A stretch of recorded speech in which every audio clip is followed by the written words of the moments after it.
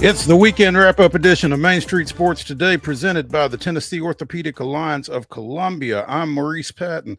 That's Wade Neely. We're coming to you from our homes on this Monday afternoon. We'll be here with you for the next couple of hours talking local, regional, and national sports content.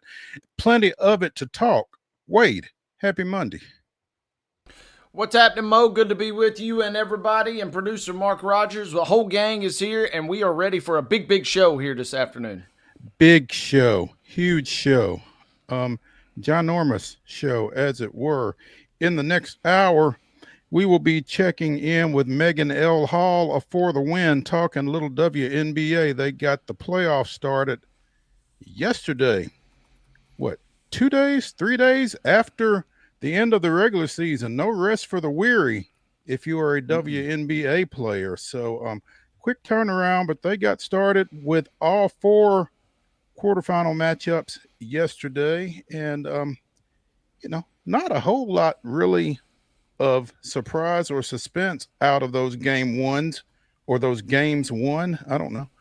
But we'll talk to MEGHAN about that in the second hour. In the next segment, we will be visiting with Kevin INGRAM of Vanderbilt Radio, talking a little Commodore football. They went over to Columbia over the weekend and handled their business, to say the least.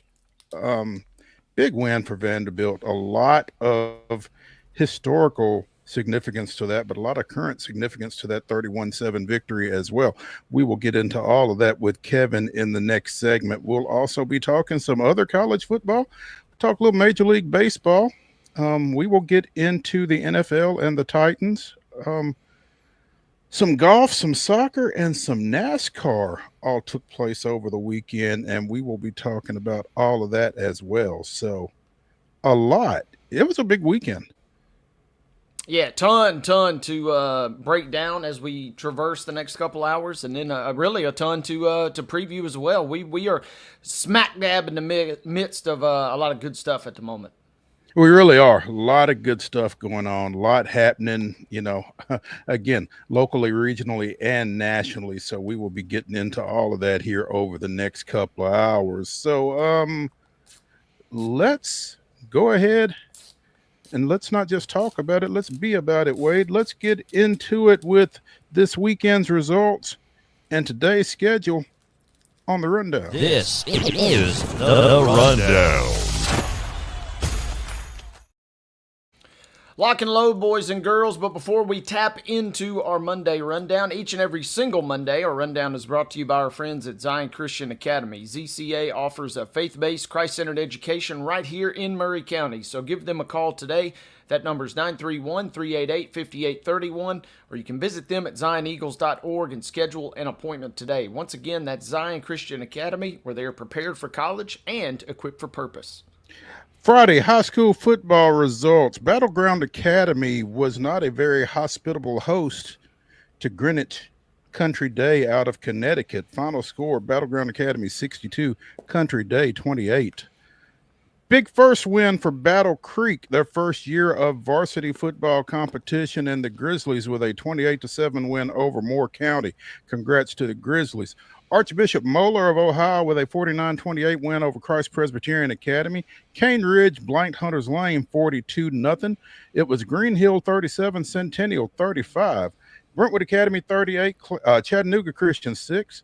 Nashville Christian 58, Clarksville Academy nothing. Coffee County with dealing Franklin another narrow loss, a second 1-point loss in as many weeks for the Admirals, 7-6. The Red Raiders with the win in Region 6-6A play. Franklin Christian 30, Collinwood 29. It was Marshall County 27, Columbia Central 21, in a game that was shown on MyTV 30 as part of the Friday Night Rival series, and we've got coverage at mainstreetmurray.com. Check that out. Gallatin nearly doubles up Cookeville, 47-24 the final for the Green Wave. Donaldson Christian Academy 28, Providence Christian 7. Davidson Academy with a 29-19 win over Goodpasture. It was DeKalb County 21, Friendship Christian 17. East Robinson 27-7 over Portland. Ensworth doubling up McCallie. Don't think too many expected this one. Ensworth 20, McCallie 10. Fairview with a 33-15 win over Glencliff. It was Briarcrest 56, Father Ryan 14. Franklin Road Academy outlasting Pope John Paul II 38-35. Gordonsville 27, Liberty Creek 14. Middle Tennessee Christian with a 63-0 win over Grace Baptist out of Chattanooga. It was Harpeth Hall. I'm sorry, Harpeth. Harpeth Hall doesn't have football. Harpeth High School 17, Cheatham County 6. Ooh, tough trip back from Paris for Jeff Tomlinson and the Dixon County Cougars. Henry County 44, Dixon County nothing. Hillsborough with a 14-7 win over Maplewood. It was Huntland 21, Richland 7, Clarksville 35, Overton 14. Kirkwood with a 28-12 win over Clarksville Northeast. It was Riverdale 44, Laverne 7. Wilson Central with a 12-3 win over Lawson. Lebanon with a 21-3 win over Mount Juliet. And Innovation Academy also breaking through for its first win, defeating Lookout Valley 14-13. More scores coming in from Friday night as NBA turns back Christian Brothers. 24-6 was your final there. It was a 49-24 victory for Lipscomb Academy over MUS. Antioch taking care of McGavock 34-6. Clarksville Northwest blanking Montgomery Central 12-0 was your final. It was Ezel Harding whooping up on Mount Juliet Christian. 46-15 was your final score. 42-7 as Blackman takes care of Nolensville. 38-6, Oakland defeating Pearl Cone on Friday night. It was Page blanking Brentwood 30-0. Rockvale with a 31-10 win over Stewart's Creek. Hendersonville topping Rossview 33-14. Loretto cruising to a win 41-6 over Scotts Hill. Shelbyville defeats Independence 31-28. Tight ball game as Siegel hangs on for a 13-10 win versus Smyrna. It was Lawrence County turning back Spring Hill 21-14. Springfield wins a shootout 55-35 versus Station Camp. Sycamore nearly broke the scoreboard, scoring 78 points versus Stewart's County. Spoiler, Stewart's County did not win that game. They scored just 6. Stratford with a 31-23 victory over Creekwood. It was Mount Pleasant 21, Summertown 14. Ravenwood topping Summit 50-0. Joe Burns with a 56-24 victory over Todd County Central Kentucky. Watertown slipping by Giles County 26-21. Houston County with a 39-14 victory over Wayne County. Kenwood 11, West Creek nothing. Westmoreland with a 40-14 win over Smith County. White House Heritage, talk about a nail biter, 15-12 versus rival White House as the Patriots win that one again, 15-12 your final Friday night. Whites Creek cruising and remaining unbeaten with a 40-6 win over Greenbrier, and it was Grace Christian Franklin taking care of Zion Christian 42-7. I was trying to get to Main Street Clarksville and figure out how Kenwood got to 11 in that 11-0 win over West Creek. I'm fascinated by that number. That threatens to be a scoregami at the high school level, I think. Volleyball action from over the weekend. Spring Mills of West Virginia defeated Battle Creek 2-0. Also, Gordon Lee of Georgia defeated Battle Creek 2-0. Mount Juliet with a 2-1 win over Columbia Central on Friday. Also, Greenup County, Kentucky 2, Columbia Central nothing. Independence defeated Eagleville 2-1. Eagleville also fell to Nation Ford of South Carolina 2-0. Eagleville with a 2-0 win over Montgomery County of Georgia. It was Boiling Springs, no colors there, out of South Carolina, defeating Murfreesboro Central 2-0. Also, Elizabethton defeated Murfreesboro Central 2-0. And it was Siegel 3, Smyrna nothing. In girls soccer from Friday, Carter out of Knoxville blanked White House Heritage 4-0. It was Fairview 9, Cosby 0. Notre Dame out of New York doubled up Grace Christian of Franklin 4-2. White House with a 5-0 win over Heritage. Liberty Creek 3, Franklin County 1. Franklin Christian and Oneida played to a 1-1 draw. Greenbrier with a 9-0 win over Republic. Merrill Heights 2, Seymour 1. Station Camp 4, Arlington 1. Webb School defeated St. Cecilia 5-1. And Providence Christian defeated William Blunt 1-0.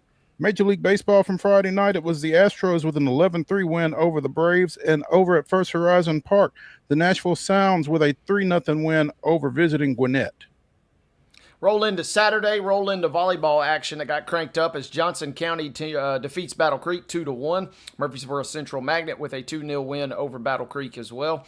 Just for good measure, Lawrence County gets their licks in 2-0 over Battle Creek. Columbia with a 2-0 win over Middlesboro, Kentucky. It was Creekwood defeating Columbia 2-1. Columbia, though, bouncing back with a 2-0 victory versus Granger. Eagleville with a couple of victories, 2-0 versus Brewer, Alabama, and 2-0 versus Cherokee Bluff. That's Cherokee Bluff out of Georgia.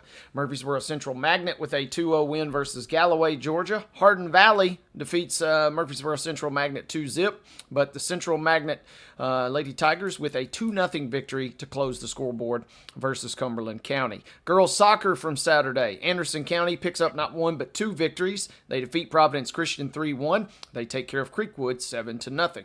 Bowling Green, Kentucky with a 3-1 victory over Innsworth. It was Carter 3, Lawrence County, Kentucky nothing. Franklin Christian with a 4-1 win over Granger, and Granger also fell to Lawrence County, Kentucky 2-0. Liberty Creek blanking Grace Christian Franklin 7-0. Arlington with a 3-0 win over Merrill Hyde. White House Heritage with a 4-0 win over Oneida. Fairview 9, Sequoia 0. University School of Nashville and Seymour played to a 3-3 draw. Silverdale Academy turns back Grace Christian Franklin 3-1 your final. It was Station Camp 2, Westview 1. Notre Dame out of New York defeats University School of Nashville 2-0. It was Newport Central Catholic 3, White House 2. White House bouncing back with a 4-0 victory over Trinity Christian. And 5-0 was your final as Creekwood falls to William Blount. Again, William Blount with a 5-0 victory over Creekwood. College football from Saturday, the big game, or a big game, I guess.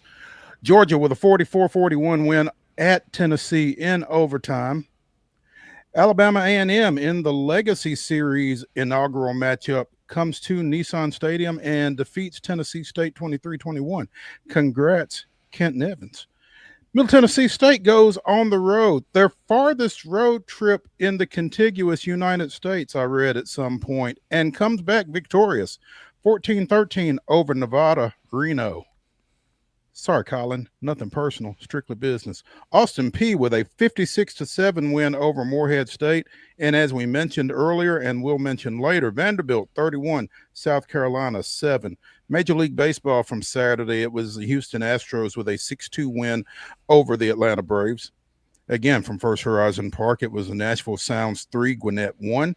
And in MLS, FC Cincinnati 2, Nashville Soccer Club 1. Girls soccer action from Sunday. It was Providence Christian with a 3-0 win versus Creekwood. Franklin Christian with a 2-1 win over Lawrence County, Kentucky. White House Heritage blanking Granger 3-0. St. Joseph Central, Ohio defeats Knox Central 4-0. Liberty Creek with a 4-0 win over Arlington. Merrill Hyde with a 4-0 win versus University School of Nashville. Fairview picking up a 5-0 win versus Sequatchie County. And Franklin County and Station Camp played to a 1-1 draw. Major League Baseball score from Sunday. The Astros fell to the Braves. 8-3 was your final there. The Sounds with a 7-2 victory over Gwinnett. WNBA playoffs referenced a moment ago. We'll reference again. Minnesota 101, Golden State 72. Atlanta with an 80-68 victory over Indiana. It was New York Liberty defeating the Phoenix Mercury in overtime 76-69, and the Aces cruised to a 102-77 victory last night versus the Seattle Storm. NFL action, more on this as well later in the show. The Rams defeat the Titans in the home opener here in Nashville. 33-19 was that final. Today's schedule, high school volleyball action. Zion Christian travels to Dixon Academy. That is a 5 o'clock start. Also at 5 o'clock, Spring Hill hosts Community. At 5:45, Good Pasture goes to Providence Christian. 6 o'clock, Culleoka is at Forest. Green Hill hosts Riverdale. Lawrence County goes south to Loretto. Mount Pleasant takes on visiting Marshall County. Oakland is at Pope John Paul II. Cookeville goes to Stewart's Creek. Summertown hosts Murfreesboro Central. Smyrna is at White County at 6. And at a time that we do not have available, Laverne is at Warren County. Girls soccer action this afternoon. Cornersville goes to Loretto for a 5 o'clock first touch. Also at 5 o'clock, Battleground Academy is at Middle Tennessee Christian. Lipscomb makes the short trip across Battery Lane to Father Ryan. That is a 6 o'clock first touch tonight. And at 6:30, Brentwood Academy is at Harpeth Hall.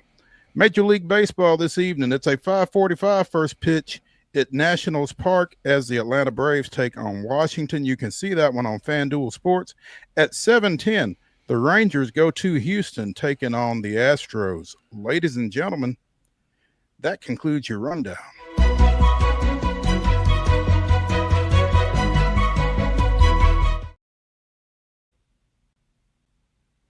Your top story brought to you, as always, by the fine folks at Piggly Wiggly in Neely's Mill in Columbia. Be sure and check out their delicious daily deli lunch options available from 11 a.m. until 6 p.m. Also, their hand-cut meats and everything is cost plus 10% at the cash register. Piggly Wiggly, Neely's Mill, Columbia, bringing you our top story. And officials in Blacksburg, Virginia, and in Los Angeles, California, decided 3 weeks was enough. That was all they needed to see of both Brent Pry and Deshaun Foster, both former coaches at Virginia Tech and UCLA. I said former, as in no longer, as in it was Black Sunday in Blacksburg, I guess, or in Westwood.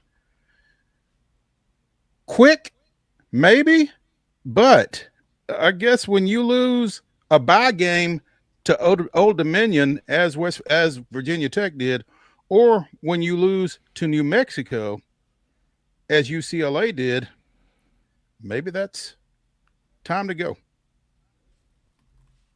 Tough to argue, really. Tough to argue, feels quick. Cue your famous Florida athletic director quote, Mo. What should be done eventually must be done immediately.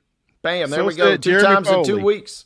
Yeah, and it feels quick, but yeah, I mean, the vultures were circling for both of these coaches. So, I mean, get out ahead of it is certainly one approach, and that's the direction both of these universities elected to go.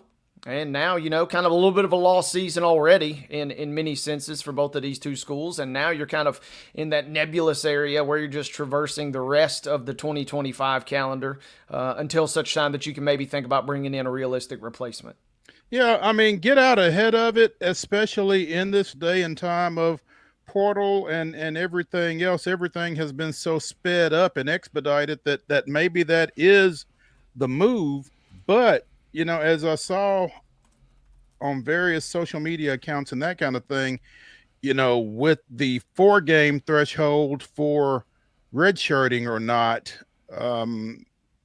you're going to see a lot of kids moving here probably in the next bit from both Virginia Tech and from UCLA, because they can get out and retain this year of eligibility at this point. Now, I don't know if they can get anywhere else and play this year, but they can retain this year of eligibility if they go somewhere else, because they've not reached the 4 games that once you play in that 4th game, you can't redshirt. So interesting, or that's an interesting kind of sidelight to this whole situation, I guess, both at West Virginia and at UCLA. But again, and I think I might have mentioned this regarding Deshaun Foster when we were talking to John Bryce, it just kind of felt like this thing wasn't going to end very well. He's gone after 15 games. Things did not go a whole lot better for Brent Pry. And, losing that game to Vanderbilt, I'm sure didn't help, but losing to a FCS team like an Old Dominion or a borderline FBS, FCS, I think maybe Old Dominion has made the transition here recently. But regardless, again, that was a bye game. I think Virginia Tech paid ODU $400,000 to come over there and beat them. So that's a tough one. Tough situation, and to your point a moment ago, the transfer portal is now open for these two programs for 30 days, which Tennessee fans are well aware of, as they've already begun speculating where the Iamaleava brothers might end up if they elect to leave here in this next little bit. And you're right. I mean, from the opening press conference, it was pretty clear that Deshaun Foster was in over his head. Props, for at least trying to do the right thing at his alma mater there, but in a town where the entertainment options are through the roof, you're barely a blip on the radar. It was a crowd of 1,000 maybe, I think, to watch that beatdown. That's the only good thing, is perhaps at least a lot of folks weren't paid attendance to watch them lose to New Mexico. Schedule won't get any easier, of course, and that's the biggest problem for UCLA, is they're in the Big Ten. They got to play Penn State, and they still got Ohio State to come up on the schedule this year, and that game is in the shoes. So might as well pull the plug now. Maybe go ahead and I don't look for either one of these programs to make any sort of splashy hire when that time comes. You mentioned a school within Virginia, maybe somebody we've seen, obviously some James Madison coaching tree kind of have some success in the Big Ten. Maybe that's the route now. Maybe they go after a guy like Bob Chesney at James Madison currently to try and salvage what's going on in Blacksburg. And as for UCLA, when does basketball season start? Yeah. You talk about splashy potential hires, though. There is a guy up there in Newport News over there at Norfolk State who has some ties to Virginia Tech. Now, how realistic couldn't do worse. How realistic Michael Vick is at his alma mater with just 1 year of coaching experience, that 1 year coming right now at Norfolk State, I'm not sure, but you're going to hear his name. Another name that you're going to hear is Shane Beamer at South Carolina, whose dad is legendary in Blacksburg, understandably so, rightfully so, after a really successful career at Murray State. So I don't know what makes him leave South Carolina for Virginia Tech necessarily to follow in his dad's footsteps, but that's a name that's going to get brought about as well. So it'll be interesting to see what direction Virginia Tech goes in, I think, in the absence of Brent Pry. But like you said, UCLA feels a lot more wide open, just because I don't think there's anybody that just jumps out at you for that spot. And I mean, again, it's going to be tough to bring in somebody. We're talking about the program, and I know he's obviously parlayed it to a national championship and now an NFL rejuvenation. But I mean, Chip Kelly straight up just left to go become the offensive coordinator at Ohio State. So it's not exactly as if this is the UCLA of old. This is kind of real grim times for those guys in Westwood. And USC's not exactly lighting it up these days by any means, but the gap could not be wider between these two programs. So they are going to also, seemingly in my book at least, have to try and just catch lightning in a bottle, get somebody either on their way up or on their way down, and just hope that it works out, because it is a grim situation. And we will all now be, at least for the next 30 days, Vols fans love to hate watch with the rest of them, so we'll all be on Iamalieva watch to see where the brothers end up. That will be interesting. Let's take a break here as we continue the weekend wrap-up edition of Main Street Sports Today, presented by the Tennessee Orthopedic Alliance of Columbia. When we come back, we'll be joined by King Ram, Kevin Ingram of Vanderbilt Sports. Stay tuned.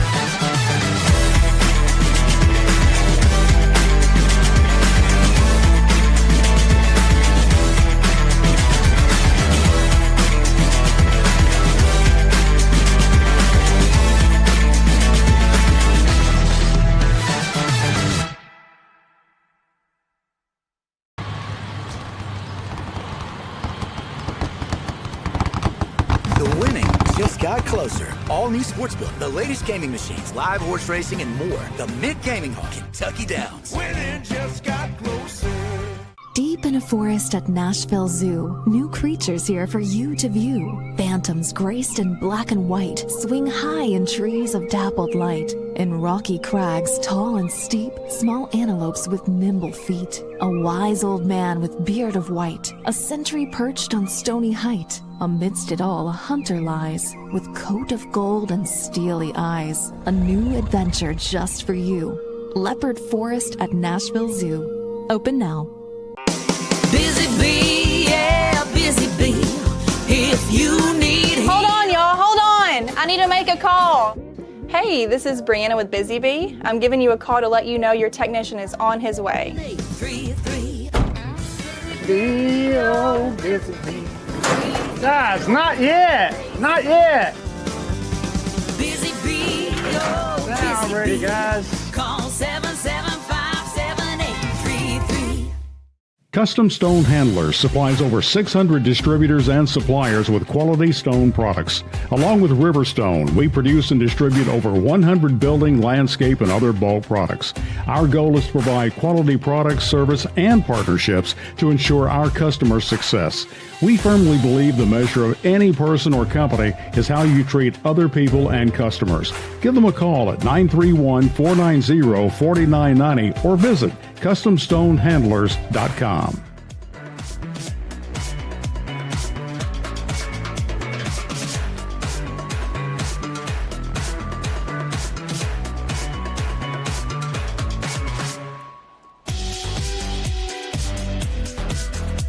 Welcome back into the weekend wrap-up edition of Main Street Sports Today, presented by the Tennessee Orthopedic Alliance of Columbia. That's Wade Neely.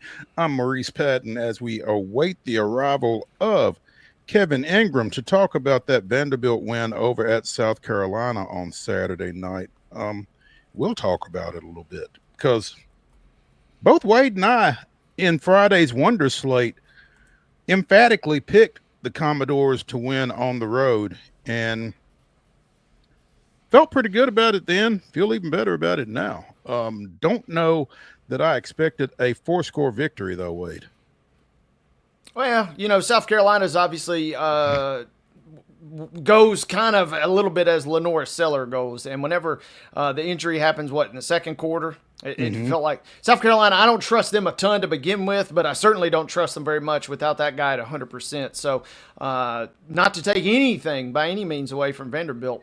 But when that happens, the Sharks started circling. And credit for Vanderbilt. This is, even with that, folks are used to seeing Vanderbilt kind of somehow lurking and, being a cute little plucky underdog story, but not really finishing the job, or certainly not finishing the job 31-7 like they did. So it was very cool, very, very refreshing to see as they took care of business on Saturday night versus a quote unquote number 11 team in the country. Yeah. And, I as I watched that game Saturday night, that was a concern of mine that, that would be one of the reactions coming out of this game. Well, they didn't have Lenore Sellers. But one, Luke Doty did not look bad, and it looked like he kind of gave Vanderbilt some problems at times with his feet. Nothing that he could necessarily sustain, but, I don't know if he brought an element that Vanderbilt had not necessarily expected or what. As it turns out, it didn't matter.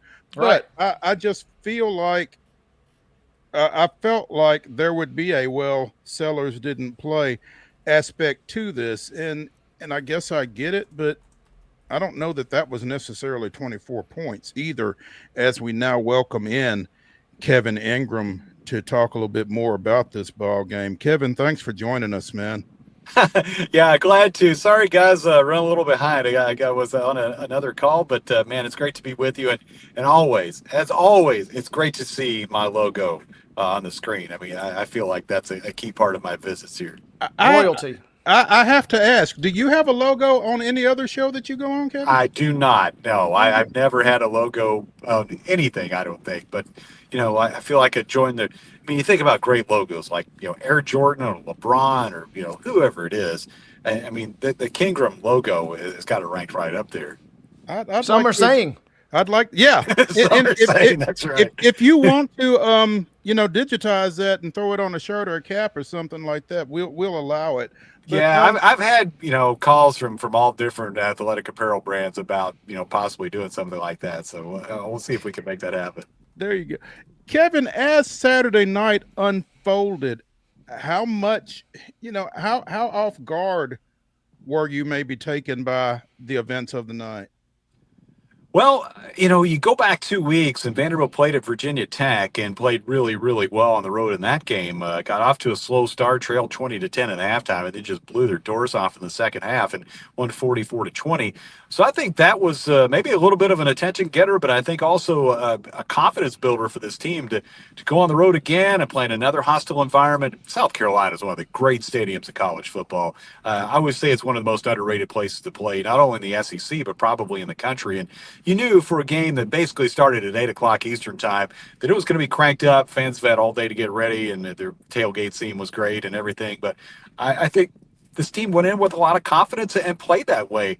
Came out on the opening drive and scored. And I think really one of the big plays in the first half was A. Wood's interception when it felt like South Carolina had some momentum, and Lenora Sellers was moving that offense really well. And then in the second half, pitched a shutout, and the defense has been really good, got 4 turnovers overall, and the offense did what it needed to do and being efficient and having good balance. And so I think for this Vanderbilt team, it was, it was you wonder, okay, how are they going to perform against a team that's considered one of the nation's best on the road, SEC opener, all those different elements, and it felt like the team passed with flying colors. That said, and this may not be a fair question because, again, as we covered as you were coming on before you came on, South Carolina was without Lenora Sellers for a large part of this ball game. How good is South Carolina?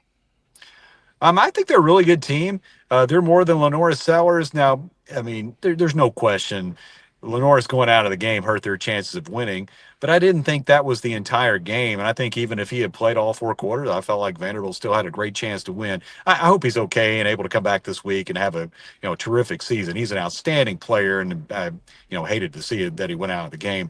But they have some weapons, man. Nick Harbor. Wow, if that dude continues to refine his skills as a receiver, catching the ball, running the routes, and all those things, there aren't many guys you're going to look at and say that dude looks like an NFL prospect as much as Nick Harbor. He has world-class speed. He has size. He's big. He's about 6'5" at about 240 or something like that. He is a guy who I think has a fantastic future. Over on defense, they have certainly some terrific players on there. Not quite the same collection of draftable defensive linemen that we saw last year. I think they had 5 guys go in the first 4 rounds or something like that. I mean, that defensive unit they had on the field last year was really something to watch. And I thought toward the end of 2024, that South Carolina team was playing about as well as anybody in the country. But I think they're a good team.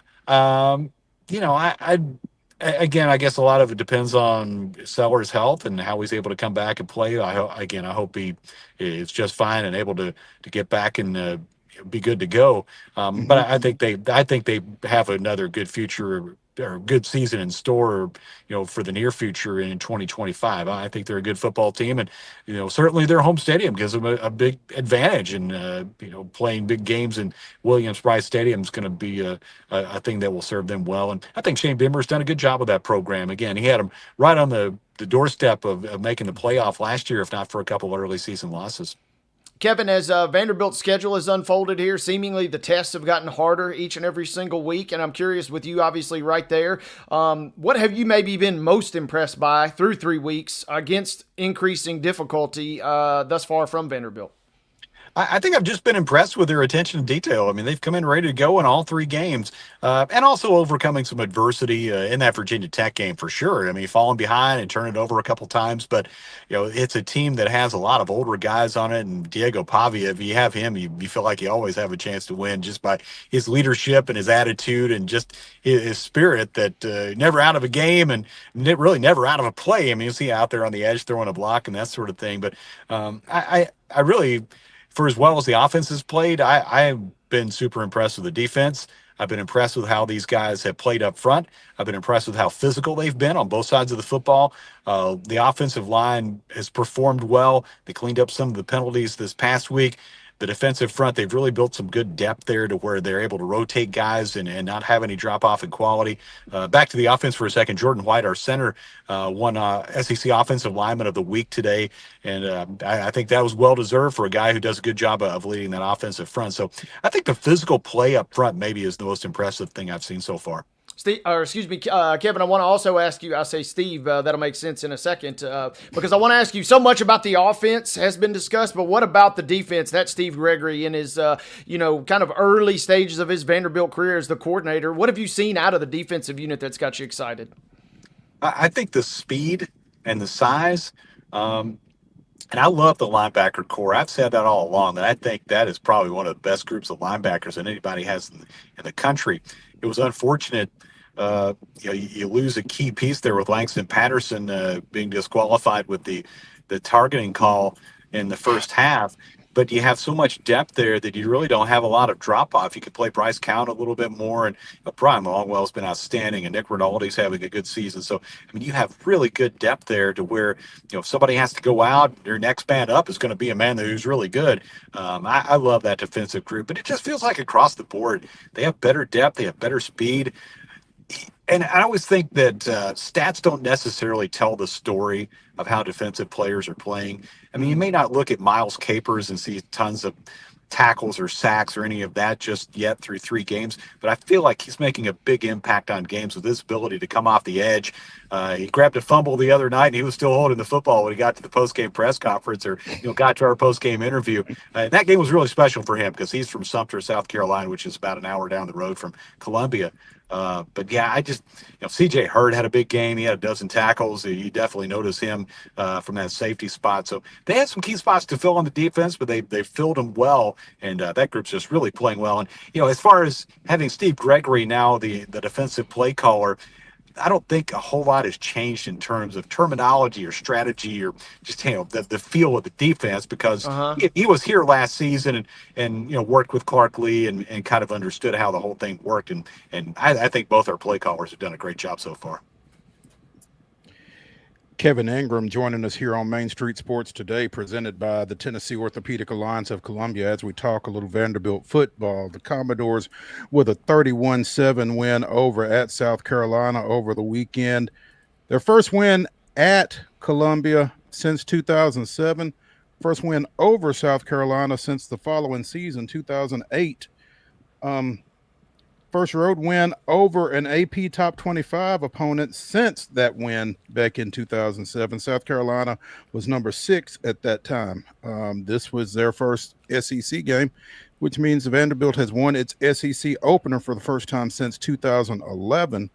A lot of firsts or a lot of first-time senses for the Commodores. And one of the biggest, I guess, is Vanderbilt is 3-0 to start the season for the first time since 2017. I mean, this start and, the schedule kind of fell right for them. Charleston Southern, Virginia Tech, who they had beaten last year, probably had a lot of confidence going into that game. And then a winnable game against South Carolina. But you still got to go out there and do it. And the fact that they did, I think says something. It really does, Mo. I mean, you got to play the games and do what's on your schedule. But yeah, there were a lot of fun first, and you're talking about those wins in 07 and 08, and that was when Bobby Johnson was coach, and he of course was a Columbia, South Carolina native. He grew up, as he told the story, selling soft drinks at Williams-Brice Stadium back in those days. And I remember how meaningful that was for him to win that football game and go in there when South Carolina was ranked in the top 10. I remember it was one of those early games, like 11 or 11:30 start, and you kind of catch them napping a little bit. And next thing you know, you're late in the game, you got a chance to win, and Vanderbilt was able to get the job done that day. And then the following year was a really cranked up atmosphere at our place when South Carolina came in to play. And I seem to remember that it was early in the season, and Vanderbilt got the victory there too to make it back to back. But man, it's been a long stretch since those games. And Clark was talking about, we recorded our coaches show a little bit earlier today, and that was one of the first things I asked him. And he had talked about it so on Saturday too, how meaningful it was to go there and win at South Carolina, where his coach Bobby Johnson won back in 07 and also was a native of that area, and how much Bobby and Catherine meant to him. And I just thought that stuff was really neat and special to hear Coach Lee talk about it. Yeah, that 2007 game, Kevin, I actually covered that game, and I'm glad it was early, because I wound up having to write about 4 stories out of it after it was over with. Right. So, 7:00 game would not have done me any good at all. But nice win for Vanderbilt this weekend, and 4 turnovers which gives Vanderbilt turnovers in 5 straight games, going back to that defense that you were talking about a little bit ago. And when you know you're going to get a couple of takeaways, that makes things a little bit easier for everybody as well. Yeah, it sure does. I mean, that those are game changers. And the one by Zay Wood early in the game really was maybe the biggest of the four when it flipped the momentum of the game right there when South Carolina was starting to get rolling. But 3 more in the second half. I thought maybe as big as the turnovers, we're getting a couple stops on 4th down when South Carolina was in a spot where they decided to go for it and Vanderbilt was able to get off the field. Those are almost like turnovers as well, where you typically get the ball in decent field position if you're able to get those stops on 4th down. So yeah, the defense being able to rise up and make some big plays. And yeah, you had 4 turnovers caused and grabbed by 4 different players in that game for Vanderbilt. So yeah, you want to see those keep coming because those are things that really change football games. Kevin, other big question and storyline coming out of the game was circled around Theo Vaughn, and so I'm curious: will you be providing play-by-play for the supposed date between Diego Pavia's mother and Theo now? Oh, I hope not. I mean, I actually, I heard that story, and some of those guys were out of practice back last week. And look, I'm a little on the older end of the spectrum here, and I don't know much about Theo Vaughn or some of the other content creators that might show up. I actually saw Theo on the sideline on Saturday and just talked to him for a second, but I don't know enough to really even know what Theo or some of the other folks do that I've seen over there, either on the sideline or at practice. But yeah, that was some funny stuff, though. I mean, Diego's such a character. That stuff is right up his alley. So I thought that was pretty entertaining. Hey, that leads to, I guess, a bigger question, Kevin, is Vanderbilt is obviously backing it up with wins, but man, they are breaking through for a university that kind of is traditionally super buttoned up. With Pavia really kind of obviously leading the charge, they are really kind of bursting onto the scene in a pop culture kind of sense these days. They really are, and I think that's part of what makes it fun. I mean, you have Clark Lee, who is, he is a very straightforward, old school, hard nosed dude, but also, he's in his 40s, so I mean he's not that far removed from his fun days of being in college and that sort of thing. So I think he gives them some leeway as long as they take care of business and you win football games. Those things become a lot easier. But I think he likes to see the guys having fun and enjoying playing football and enjoying the success they're having. And when it's time to be serious and do the work and put in the work, there's a whole lot of that. But I think it's a sort of a fun contrast when you look at Coach Lee versus Diego Pavia, who's that dude is just a lot of fun all the time, and he's not the only one on this team by any stretch. So those things are cool and fun to see. Kevin, again, Vanderbilt breaking into the Associated Press top 25 this week with that win, coming in at number 20, one of 11 teams from the Southeastern Conference in the top 25. Feels like they should have already been there, but still, they are there. Another feather in their cap early on. Yeah, for sure. 20th in the AP and 23rd in the coaches poll this week. And, the thing that really surprised me is that Vanderbilt only got 1 vote in the AP poll last week after that win at Virginia Tech, and certainly made some more believers after the victory against South Carolina. It was funny. You go into that South Carolina game, and South Carolina is ranked number 11. Vanderbilt's getting 1 vote. But to me, and I think everybody who really paid attention or knows about these teams, they knew that there was a whole lot closer of a matchup than that. But yeah, it's nice to see Vanderbilt getting that recognition, and now you want to keep that ranking and maybe continue to build on it. And those things are what they are. I mean, it's all about stacking wins and going out there and being successful no matter what you're ranked or what you're not ranked. But Vanderbilt will try to get in there and win a game as a ranked team on Saturday night against Georgia State at First Bank Stadium. Against Georgia State. No scores to settle in that one, right? Yeah, that was a tough one last year down in Atlanta. And, you go down there and it's not a super cranked up, charged up atmosphere. And it was kind of rainy and just, an old sort of ugly night weather wise. And Vanderbilt still had a chance to win the game late, and Georgia State made some plays. But I think if there's any worry about these players being focused and ready to go for Georgia State, I think you can throw all that out the window because you got a lot of guys back from last year that remember what happened in that game, and I think they'll have Vanderbilt's full attention this week. which shouldn't be very good for the Panthers if that is in fact the case. Kevin, I don't know how much you got to see of it, if any, but any thoughts from the black and gold folks that you were with regarding that Georgia-Tennessee game? Obviously, they had a lot on their plate to take care of themselves, but any kind of, mention or talk or, we saw this or anything like that? I wasn't able to really focus on it too much because we were kind of in our pregame and that sort of thing there in South Carolina. I mean, we were tracking the score and, keeping track of what was going on. And, from just a college football fan perspective, that was a terrific football game. But yeah, the SEC is always tough. Every game is a total grind, and it's weird for Vanderbilt to not play Georgia. I mean, that was a staple of the schedule for years and years. To not have Georgia, Florida, or Ole Miss on the schedule anymore is really strange to somebody like me who's seen all these seasons for all these years, and those are teams that you always knew were coming up. We'll see Tennessee later on. That'll be at Neyland later on in the season, but you kind of get ready for that game when it happens. So, I really wasn't able to focus a whole lot on it. Again, I saw the schedule and sort of knew what happened, but that was about it. There you go. The 3-0 Commodores getting set to take on visiting Georgia State. That's a 6:30 kick over at First Bank Stadium. Kevin, we appreciate you taking some time with us this afternoon. Obviously, look forward to catching up with you again here later in the season. Anytime, guys. Always fun and always great again to see the logo, but more importantly, to talk about what's going on with Vanderbilt, and hopefully our team can continue to be successful. And anytime, always happy to join you. Thank you, sir. Kevin. All right. Let's take a break here as we continue the weekend wrap-up edition of Main Street Sports Today, presented by the Tennessee Orthopedic Alliance of Columbia. When we come back, we'll talk a little baseball. Stick around.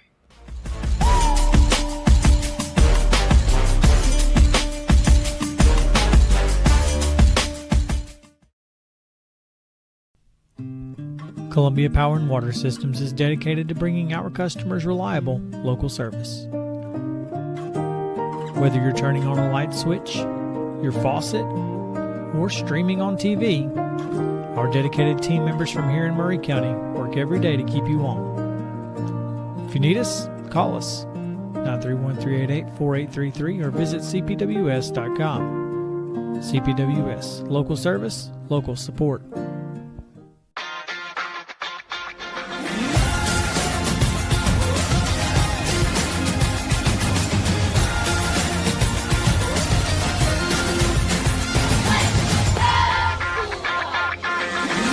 Zion Christian Academy at zioneagles.org or 931-388-7531. You can schedule your appointment to visit their beautiful campus. Again, zioneagles.org or 931-7531 to schedule your visit today.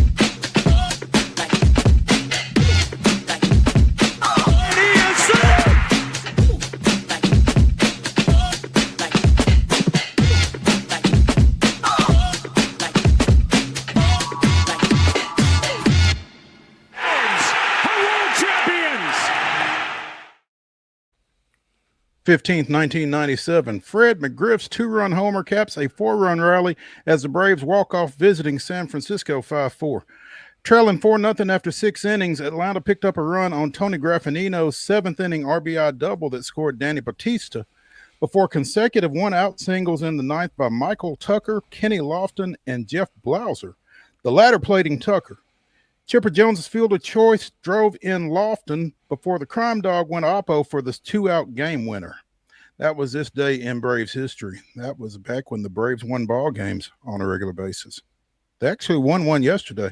8-3 was the final to close out the three-game series against the visiting Houston Astros.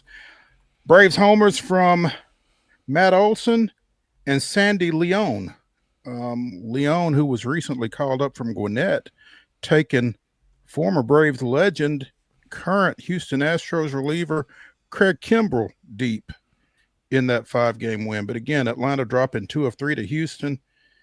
Houston needed Atlanta to drop 3 of 3 because Seattle swept the Angels over the weekend and took a 1-game lead in the American League East, kind of like Wade has been doomsaying all year. So the Mariners now are game up over the Astros as it looks like that division's going to go down to the wire.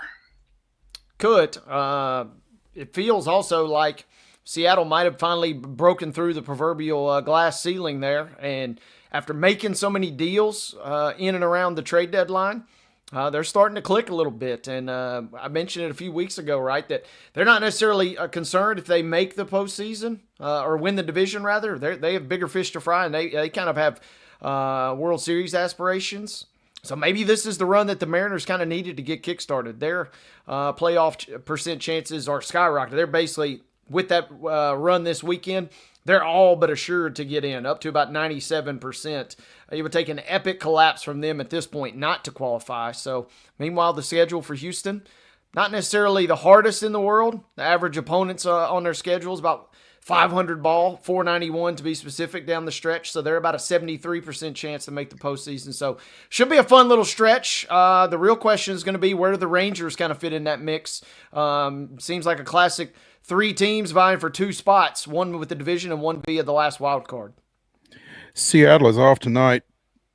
Houston is hosting Texas, as you mentioned. Big matchup there. Jack Leiter getting the ball for the Rangers, Jason Alexander for the Astros. Again, 7-10 start, but always big when these 2 Lone Star rivals square off, regardless of where it is. This one's in Houston.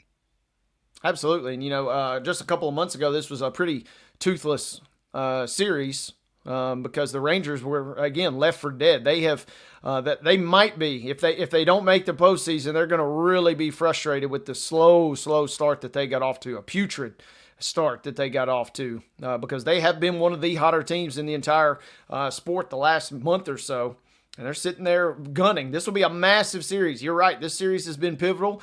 We've even seen some postseason clashes between the two. But this one will be massive in terms of maybe who catapults into that last wild card spot down the stretch.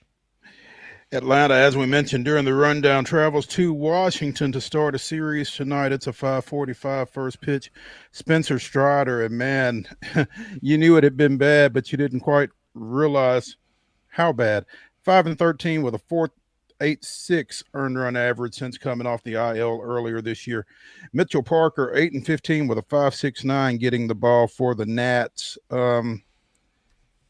This is one of those games that only a mother could love. And I got to tell you, Wade, I did not see a single pitch of this series this weekend between Friday night football and Saturday night football. And who are you? Yeah, exactly. I mean, What is the glutton for punishment that I've come to know and love this year? Where has he gone all of a sudden? You got to be kidding me. Yeah, the sadomasochism, I guess, came to an end this week, man, and I didn't miss it, which is kind of scary. But yeah, still a Braves fan at heart. Obviously, it's just it's tough to watch when you feel like you know what the outcome is going to be and it's not going to be good. Not been in this position for a while, so just kind of re-energizing for 2026, and hopefully the team is as well. But looking at some other postseason developments, both Milwaukee and Philadelphia clinched postseason berths out of the National League this weekend.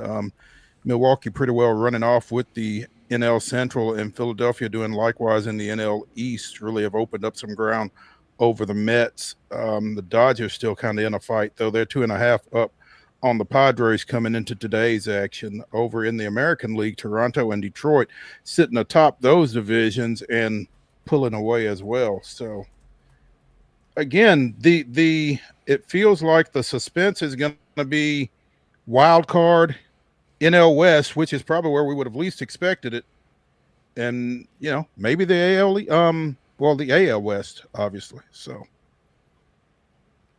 Yeah, everything is slowly, we got a 2-week sprint here to the finish. Everything is kind of coming into pretty clear focus.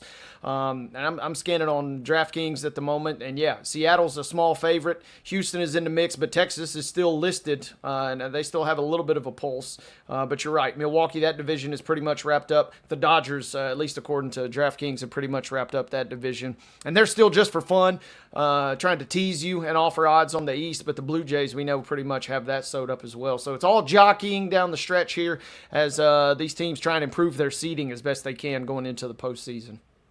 One thing to watch, I guess, out of the AL West is specifically Cal Raleigh. He has 54 home runs, which ties Mickey Mantle for the most in a single season by a switch hitter. Mickey Mantle hitting 54 in 1961. So it'll be interesting to see if Raleigh can best that number, or more specifically, where he puts that number, I guess, because you don't feel like he's done at 54, as the Mariners have, 12 more games to play, looks like.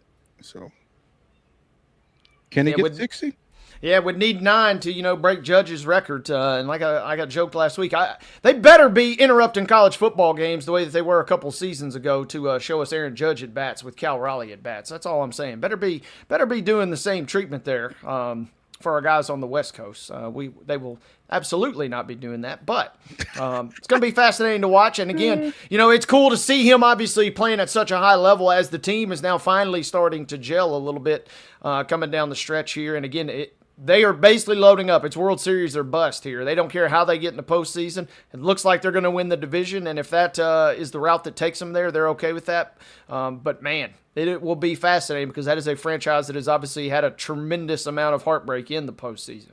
No doubt. And I will say it again. I mean, if Cal Raleigh is not your American League MVP, and I know that there's going to be a lot of push for Judge and everything. I mean, he's a Yankee, enough said. But he is doing this while playing the most demanding defensive position on the field. It just feels like a no-brainer to me, but I'm not very bright. So Judge still a massive favorite on the betting odds, but like you just said, Judge, great season in his own right, plus the Yankee factor. If the Yankees were horrible, maybe that dies off a little bit. It will take this is kind of almost like what had to happen Saturday night in the Bud Crawford-Canelo fight. You don't go into Vegas and hope to win on the scorecards versus Canelo. It just doesn't happen. You have to absolutely take it away from him, and that's what Cal Raleigh will have to do. He will have to literally take the MVP away from Judge, and at least right now, it's not close enough. The Mets are playing their way out of the postseason. They have the third wild card spot right now, but San Francisco's breathing down their neck. A game and a half back. Arizona 2 games back. Cincinnati 2.5 games back. Do the Mets hold on? I don't know. I mean, it feels like they have. They did win at least one game over the weekend. They had lost like 7 straight coming into the postseason, or excuse me, coming into the weekend. 2-8 in their last 10. Everything is tanking, and they've been a variance factory all season long. Them and the Phillies both, and right now the Phillies are riding the high end of that variance roller coaster. The Mets, meanwhile, they are in one of their classic slumps, and when they have slumped very, very hard. They're struggling. They may not finish above 500 at this rate. They're just hanging on by 4 games. Man, it's ugly, and for a Braves fan who knows his team isn't going anywhere, come sit with us, Mets. We got plenty of room. Again, Nashville with a 7-2 win over Gwinnett yesterday in the finale over at First Horizon Park. Oliver Dunn with a grand slam. Nashville wins 5 of 6 in its final home series over the Stripers. They go to Louisville starting Tuesday in their final 6-game series of the season. So, yeah, if you missed the sounds this week, the 2026 schedule is available. Get your tickets now. Let's take a break here as we close out hour number 1 of the weekend wrap-up edition of Main Street Sports Today, presented by the Tennessee Orthopedic Alliance of Columbia. When we come back, we will talk a little National Football League. Stick around.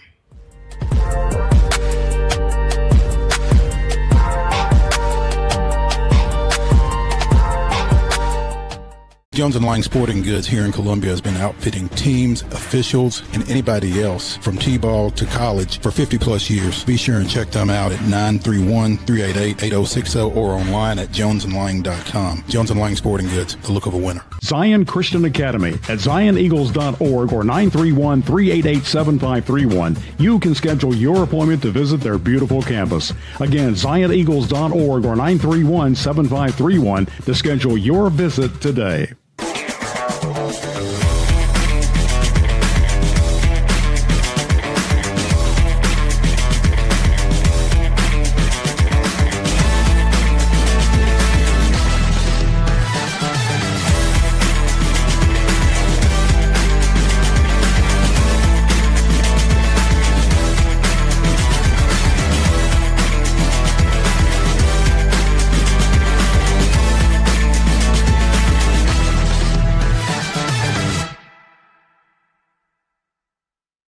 Is your internet slowing you down? It's time for an upgrade. Whether you're at home, working from your home office, or at your business, it's time to unleash the speed you need with speeds up to 1 gig at CPWS for as low as $70 a month.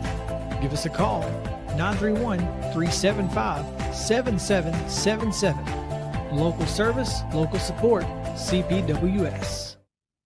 Piggly Wiggly, located in Neely's Mill Shopping Center, is Columbia's locally owned and operated Cost Plus 10 grocery store dedicated to serving the community with low prices and smiling faces.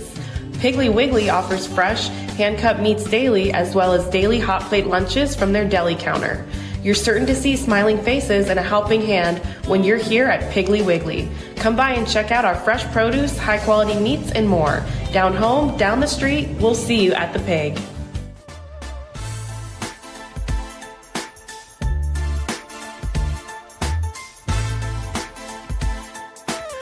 Hour number 2 of the weekend wrap-up edition of Main Street Sports Today, presented by the Tennessee Orthopedic Alliance of Columbia, starts right now. That's Wade Neely. I'm Maurice Patton. Titans did not really get warmed up over at Nissan yesterday. Final, Rams 33, Titans 19. It kind of feels like beating a dead horse to some degree, but the offensive line, for all of the attention it received over the offseason, still does not look great. Didn't look great yesterday at times, to say the least. And, they were really trying to patch it together as much as they could this week in particular. But we're talking about an elite team. Not quite as elite of defensive unit as they saw in week 1, but still a pretty doggone good defense. And, yeah, there were a lot of recurring themes from week 1 to week 2. Yeah, and they tell you that week 1 to week 2 is where you make your most improvement. Didn't necessarily bear out yesterday, which kind of leaves you kind of grasping at straws, I guess, for a little bit if you are a Titans follower of any type. Cam Ward did get his first touchdown pass. Alec Ayamanor got his first touchdown catch. Not necessarily the way you draw it up, I don't think, but sometimes you got to improvise, adapt, overcome, right? So I was moving and grooving about the concourse for much of the day, Mo, but I did get to see, and Buck Rising sitting right next to me, our jaws hit the ground. I said, Io Manor is streaking, and everybody held their collective breath when they realized what we meant by that, because that ball gets launched. It was per Next Gen Stats, the horizontal distance between Cam Ward and Io Manor was 30.4 yards. That was the longest distance on a touchdown of that short in terms of yardage on the field, the furthest they could possibly be apart practically in history. So welcome to the Bigs, Cam Ward, for your first TD pass, one that we'll never forget. Alec Manor with a touchdown and a touchdown celebration that we'll never forget. If that's as good as it gets for week 2, it's not necessarily the end of the world, because, again, the schedule makers did the Titans no favors. You took on 2 elite units to start the season. Tough luck for them at home yesterday, but there's at least some flashes of brilliance in that arm of Cam Ward. Might not have even been Io Manor's best catch of the day. Certainly not. And I meant to ask Kevin Ingram about that. You know, folks, he's the press box announcer too. He held his composure on all of those big plays each and every single time. I should not be surprised really because he's a pro's pro, but Io Manner's got the goods. We saw, I mean, this is the guy that gave Travis Hunter the absolute business at Stanford of all places. I mean, when you're at Stanford and we're talking about you as a receiver, yeah, that tells you how good you are. Yep. Yeah. So, maybe some greatness to come there. Maybe the Titans have finally found a receiver. Well, maybe I shouldn't say finally. They found some receivers, just didn't hold on to them. Anyway, enough about that. Hey, Wade, what was your reaction to the falling down pass to Gunnar Helm? The Will Levis ball? Yeah. Yeah, I mean, I saw somebody put it on social media last night. Best, you know, we crucified one quarterback for doing that last year, and we kind of chuckled and had fun with it. Cam Ward still has those privileges, though. I was just talking with a friend right before the show began. Until he dooms us with one of those plays, you can get away with that. But once you start dooming us, then we got problems. But he's still got the green light as of right now. But it was Levis-esque. I wonder if, you know, he posted a pic from the beach recovering from his shoulder surgery. I wonder if he had a little smile on his face when he saw that last night. Posted a pic from the beach. I missed that. I think that was like Wednesday. Yeah. Yeah. I think I'm glad I did. But yeah, very going on. I felt like that was very Levis-ish when I saw it, and I was wondering what the reaction to it would be. But I mean, it worked, so it's okay. Maybe. Like I said, he's still got those privileges. Once you start throwing those for interceptions, you know, then we'll have to revisit just like we did last year. It was all fun and games with Levis until it was to the other team. Yeah. Titans 0-2 doesn't get any easier for them. They open AFC South play this weekend against the 2-0 Daniel Jones-led Colts. And, Colts got a quarterback, baby. And it is a scary thing how fun and how electric their offense looks at times. I got to watch most of the second half of this game, and there were times Jonathan Taylor is carving up the defense for the Broncos, and they're not even worried about that. They're running play action deep downfield. Everything about the offense right now for the Colts is kind of humming. So, yeah, a very kind of scary situation for the Titans. Good news is you got division games coming up, them and the Texans. Bad news is the Colts all of a sudden look like a little bit of a wagon. Yeah, and again, who expected it? They opened with a 33-8 win against Miami. Again, they defeated Denver yesterday 29-28, and it right as Daniel Jones was getting ready to become a punchline, it feels like. Second most yards. The two passing leaders in the NFL are Russell Wilson and Daniel Jones. Russell Wilson with a career passing effort yesterday. Also a horrible interception in overtime that allowed the Cowboys to win that game. But I digress. He's got 618 yards through 2 games. Daniel Jones there right there on his heels at 588 yards. Jones has looked impressive. Hasn't even thrown an interception yet. He's only thrown for 2 touchdowns.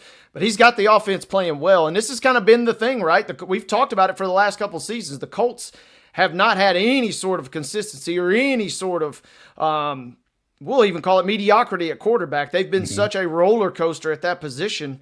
They all of a sudden look a little scary. It'll be interesting at some point to look back at the trajectory of Daniel Jones because he's on his 3rd team now, right? Mm-hmm. The Giants, the Vikings, and here, and you know, I'd be fascinated to know what exactly it is that the Colts have been able to unlock that the Giants so miserably could not after drafting him in the 1st round. And then, you know, obviously he wasn't in Minnesota long enough really for it to matter, I don't think. But it just feels like maybe he got mismanaged or something. I don't know. It's odd to me. He's humming. It's kind of. I don't think he's obviously going to be producing at this level clip, but if they're going to continue to run the ball and kind of give the illusion or give the 50-50 that it opens up the play action, like I saw a lot in the second half yesterday, yeah, it's going to be kind of dicey. And he's not just dinking and dunking, Mo. I mean, he's already got 3 passes of 40-plus yards downfield. He's only been sacked twice this year. The Colts offense is never going to be, we're not going to be sitting here thinking it's the most elite offense in the NFL, but it is very capable and very effective with the little mix of balance that they have right now between running and throwing the ball downfield.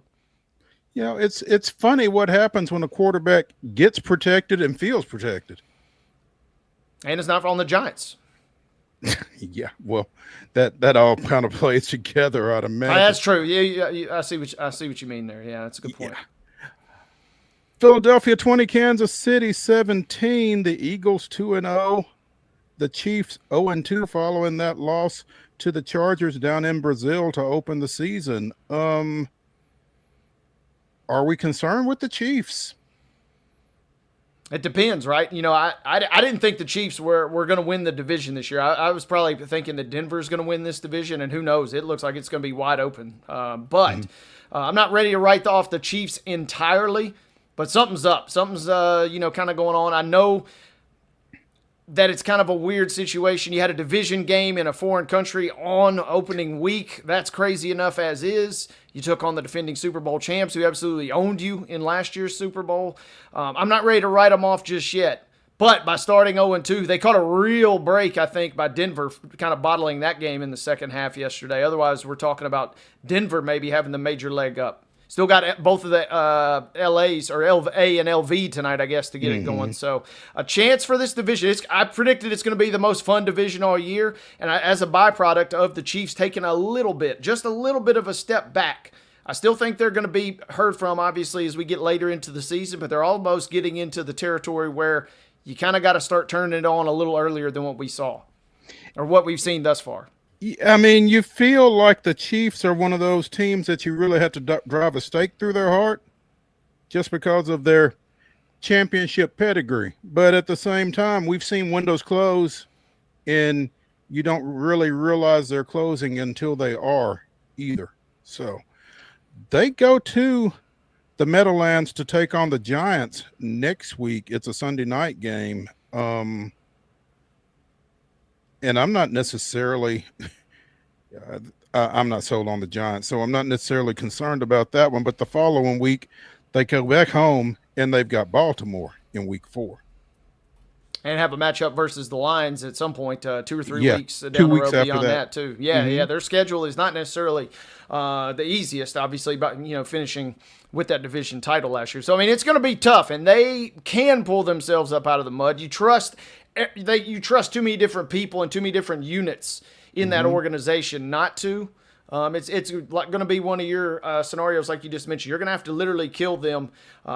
Someone is going to have to really run away from that division before they probably won't be heard from in it. But even then, I mean, if you're even a wild card Chiefs team is still going to give everybody nightmares going into the postseason. So they're a 5.5 point favorite for Sunday Night Football. Like you said, should take care of the Giants. But the Giants have shown just enough resiliency that game could be interesting. But yeah, if the Chiefs want to get this turned around, they got to start doing it instantly. This Giants team fell to 0-2 yesterday with a 40-37 loss against the Dallas Cowboys in overtime. And it feels like to me, Wade, that Dallas was awfully happy about a 3-point overtime win over the Giants. I mean, it beats the alternative, right? We were getting ready to absolutely crucify the Cowboys, giving up the moonball of moonballs down the street. I was watching this game on my phone on my walk back to the house after the game last night. And the moonball of moonballs from Russ to force a do-or-die situation. And all we see is, Brandon Aubrey do Brandon Aubrey things. He drills a field goal from 65 yards that would have been good from about 85 to force overtime. But I was watching the game, and I text 2 or 3 friends as this game is late in overtime. We are staring a tie right in the face. And I said, it will be coaching and player malpractice if the Giants give the ball back to the Cowboys. There was 3 minutes left. Something will have had to have gone horribly wrong for that to occur. And then immediately Russ throws a moonball that the defensive back for Dallas had to call a fair catch for practically. It was hanging up in the air so long. So they are not a complete team, but Dallas, you got to celebrate the little victories. You don't know how many you're going to get if you're Dallas at this point. Yeah, no doubt. I think I saw somewhere he is the first kicker ever to kick a game tying field goal with no time on the clock in a game in regulation and a game winning field goal with no time on the clock in overtime. Dude's got he is a weapon. And, Dallas, obviously, think about how bad and how scary of a situation they would be if they didn't have him, right? I mean, we've talked about kind of how up and down they've been, not just this year, but obviously the last 2 decades practically. He is an absolute weapon. And the fact that you get the ball back at your own 40 and you're not already in field goal range, but you only need maybe 15, 20 yards to get in certified field goal automatic, dare I say, range. That is a massive weapon, and Dallas is very, very fortunate to have him, or else we are for sure talking about an embarrassing loss because they got smoked on that late touchdown. Absolutely botched coverage that nearly cost them the game. That man is a GOAT. All we had to do, we understood that we had to just get to the star. Once we get to the star, everything else is on BA. So said C.D. Lamb after the game. So, I mean, yeah, he's a weapon, and they know it, man. That's it's pretty impressive. Maybe your field goal kicker is your best player on your team if you are the Dallas Cowboys. Incidentally, earlier today, the Dallas Cowboys signed Jadeveon Clowney, edge rusher, Jadeveon Clowney. Don't know how they came up with that opening. Well, they did need a spot, and credit to Clowney. He's checking another one off the list. He hasn't got to every franchise just yet, but he's slowly getting there. You can't bring this guy in and expect a ton, I don't think, but at least he's going to give you a little presence, and at least a body, if nothing else. So it's going to be fascinating. Cincinnati improves to 2-0 with a 31-17 win. 31-27 win over the Jaguars. Oh, did you see the clip of Trevor Lawrence waving off the new coach down there? Didn't see that, but I did see a clip. I love watching these, by the way, where Lawrence was like 8 yards beyond the line of scrimmage and then threw the ball and kind of looked at the refs like, what was the flag for? I love when those happen. No, I didn't see, a lot of question marks about Liam Cohen and the decision. Billy Big Balls late in the game, but didn't see him and his QB kind of getting into it. Yeah, Lawrence was out about midway, I guess, between the sideline and the numbers walking upfield, and I guess Cohen was saying something to him, and he just waved him off and kept walking, never even acknowledged him. That's going to be an interesting situation to keep an eye on, I think, as things progress, especially if things don't go any better for the Jaguars. Things are not going especially well for the 2-0 Bengals, though. Joe Burrow is out again. Yeah, Toe Burrow, right? I mean, it is a tough situation here because the Bengals, on one hand, have gotten off to a slow start for every season since basically the dawn of time, and now finally they get off to a 2-0 start, and they see Burrow lost with the turf toe injury. Credit to Jake Browning for rallying the troops. They were another team that had to pick themselves up off the mat, and that was kind of a blown assignment and kind of some blown decision-making down the stretch by Jacksonville. And, I mentioned Liam Cohen. He goes for it. I love the decision to pull the trigger and to go for it and turn a 3-point lead maybe into a 2-score lead. A lot of folks, wanting to kick the field goal there and go up 6. Well, guess what? If the Bengals come down and score, you're still going to lose that game. So it was a decision-making kind of classic standoff in a sense. But credit to Jake Browning for guiding the Bengals this week. I don't know that he's got the goods to do that for the next month and a half, depending on how long Burrow really is out. So that'd be a question of whether or not there's some real bona fide reinforcements that will come in, picking up somebody or maybe trading for somebody. But it was a big, big win in their home opener yesterday. You got to wonder who's out there.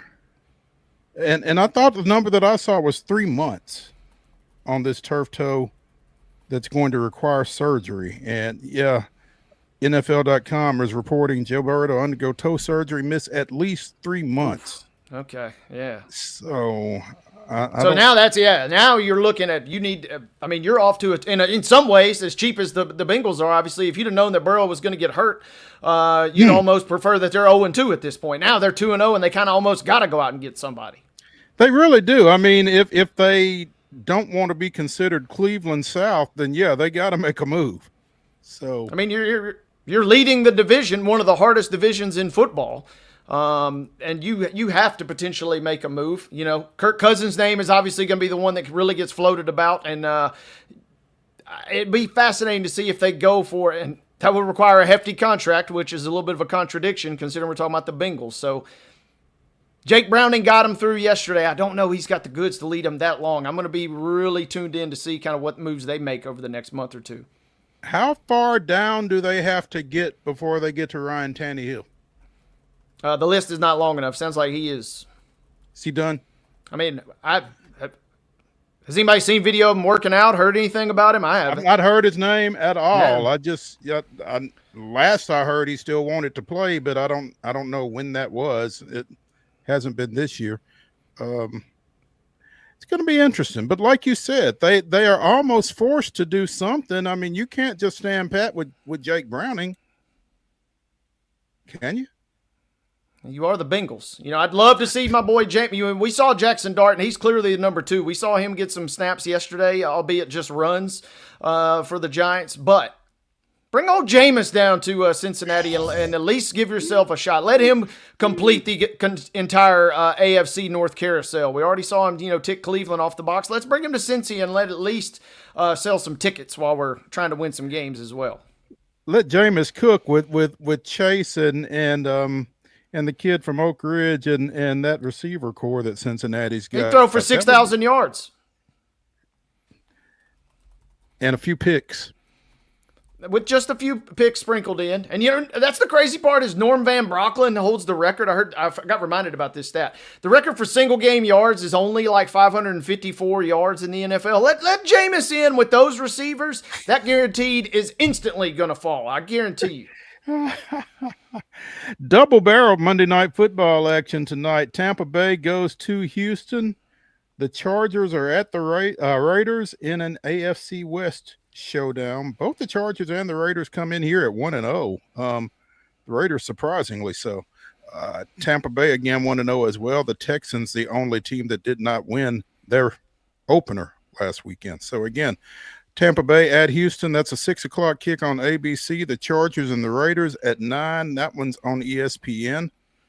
You would think there's going to be some overlap there at the end of the game in Houston and the start of the one in Vegas, but plenty of NFL action tonight to take in. That second game is going to be a highlight factory. Harbaugh and Carroll hate each other. Pete Carroll, one of the absolute best coaches in the history of primetime, Mo. Here's your stat. He is 37-19-3 against the spread in primetime games. The bubble gum will be chomping. Harbaugh will have a dip in the size of the sphere in Vegas. It is going to be electric tonight in that second game. Well, that's going to be interesting because the Chargers are a 3.5-point favorite on the road. Two teams that kind of are nomads in a sense, right? I mean, nobody really views the Chargers as having a real bona fide home fan base, and the folks in Vegas kind of really don't care about the Raiders as much as you might think. So 3-point advantage, throw out probably home field in my book tonight. I'm looking forward. That's going to be an absolute highlight tonight. There we go. Let's take a break here as we continue the weekend wrap-up edition of Main Street Sports Today, presented by the Tennessee Orthopedic Alliance of Columbia. When we come back, we'll be joined by Megan L. Hall of For the Win, talking a little WNBA postseason play. Stick around.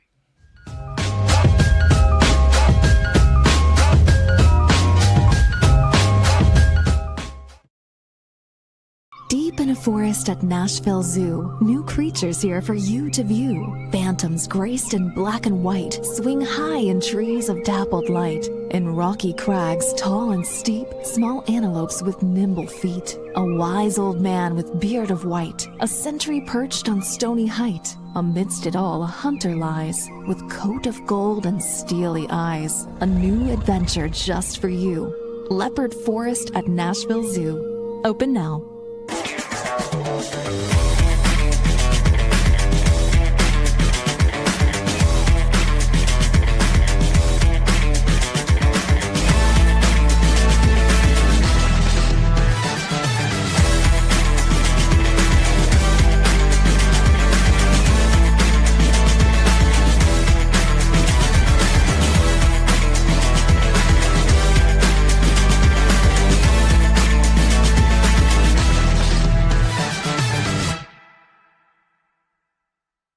Jones & Lang Sporting Goods here in Columbia has been outfitting teams, officials, and anybody else from T-ball to college for 50-plus years. Be sure and check them out at 931-388-8060 or online at jonesandlang.com. Jones & Lang Sporting Goods, the look of a winner.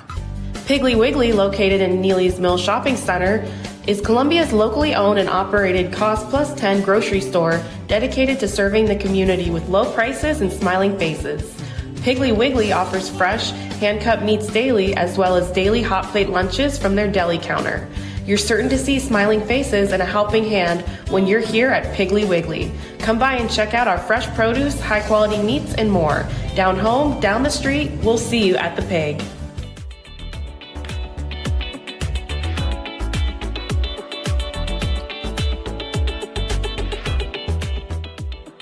Welcome back into the weekend wrap-up edition of Main Street Sports Today, presented by the Tennessee Orthopedic Alliance of Columbia. I'm Maurice Patton. That's Wade Neely. Joining us now from For the Win to talk a little WNBA basketball. It's Megan L. Hall, which is also her Twitter handle. Megan, good afternoon. Yeah. Hey, what's going on, guys? Good to see you. You as well. WNBA quarterfinals got going yesterday, and I don't know that there was anything that happened necessarily out of the ordinary when you look at those game one results. Anything in particular jump out to you?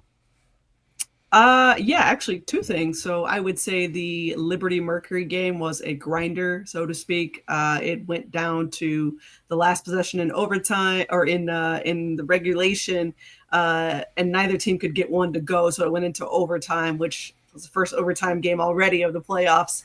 I think that one qualifies as an upset because Mercury had the 4 seed, Liberty had the 5 seed. So I'd go there. I'd also say the way that Seattle looked against Las Vegas, I won't say was like out of the ordinary, but you certainly hope that they would show up better to the playoffs. It's a 30-plus point loss there in the first round, and now it's not looking very good for, a potential game 2. So I'd be curious to see what that was my concern before the season, what version of Seattle was going to show up. They've been playing that way on and off throughout the season. So not necessarily like out of the ordinary, but definitely a little disappointing, I would say, from them. We have talked on numerous occasions here over the past 3 weeks about the heater that the Aces have been on. They closed the season on a 16-game win streak, and then they win again to open the postseason. It's been forever since they lost, basically, and like you said, did so in convincing fashion, 102-77 yesterday.